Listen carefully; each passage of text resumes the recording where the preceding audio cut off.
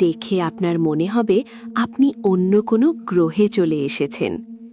এই যে মৌচাকের মতো দেখতে পাথরের পাহাড়গুলো দেখছেন, এগুলো কেবল পাহাড় নয়, এগুলো মানুষের ঘরবাড়ি। এই গ্রামটির নাম কান্দবান। পাহাড়ের ভেতরে পাথর কুঁদে তৈরি করা এই অদ্ভুত জনপদ আজ থেকে প্রায় ৮০০ বছর পুরনো। আধুনিক কোনো ইট সিমেন্ট নয়, বরং প্রকৃতির দান করা বিশাল আগ্নেয় পাথরের ভেতরেই মানুষ তাদের স্বপ্নের বসতি গড়ে তুলেছে।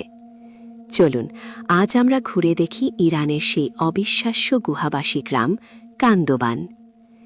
ইতিহাস বলে প্রায় ৭০০ থেকে ৮০০ বছর আগে যখন মঙ্গল বাহিনী ইরান আক্রমণ করেছিল, তখন প্রাণ বাঁচাতে স্থানীয় মানুষ এই দুর্গম পাহাড়ে আশ্রয় নিয়েছিল।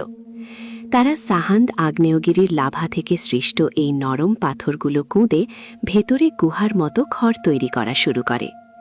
এক একটি বাড়িকে স্থানীয় ভাষায় বলা হয় কারান।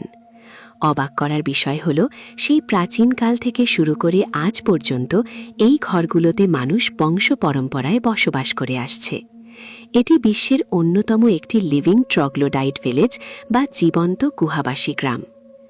কান্দবান গ্রামের ঘরগুলোর অন্দরমহল আপনাকে অবাক করে দেবে। প্রতিটি ঘর পাথরের ভেতর খোদাই করা হলেও তাতে আধুনিক জীবনের সব সুবিধাই রয়েছে। এখানে শোবার ঘর, রান্নাঘর, এমনকি বসার ঘরও আছে অত্যন্ত পরিকল্পিতভাবে সাজানো। এখানকার সবচেয়ে বড় ম্যাজিক হল এর তাপমাত্রা। এই পাথরের দেয়ালগুলো এতই পুরু যে বাইরের তীব্র গরমেও ঘরের ভেতরটা একদম ঠান্ডা থাকে। আবার কনকনে শীতের সময় এই ঘরগুলো ভেতর থেকে বেশ উষ্ণ থাকে।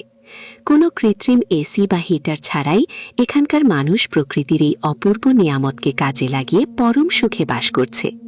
মাটির বা পাথরের ঘরেও যে কতটা রাজকীয় শান্তি পাওয়া যায়, কান্দবান তার উজ্জ্বল উদাহরণ। কান্দবান গ্রামের জীবনযাত্রা খুব সাধারণ কিন্তু বৈচিত্র্যময়। পাহাড়ের ঢালু আর উঁচু নিচু পথ হওয়ার কারণে এখানে গাড়ি চলাচল করা কঠিন। তাই আজও এখানকার মানুষ মালামাল বহনের জন্য গাধা ব্যবহার করে। এই গ্রামটি বর্তমানে সারা বিশ্বের পর্যটকদের কাছে একটি বড় আকর্ষণ। পাহাড়ের ওপর থেকে যখন পুরো গ্রামটি দেখা যায়, তখন মনে হয় যেন এক জাদুকরী মৌচাক। এখানকার পাহাড়ি ঝর্ণার পানিও বেশ বিখ্যাত, যা নানা ঔষধি গুণে ভরপুর।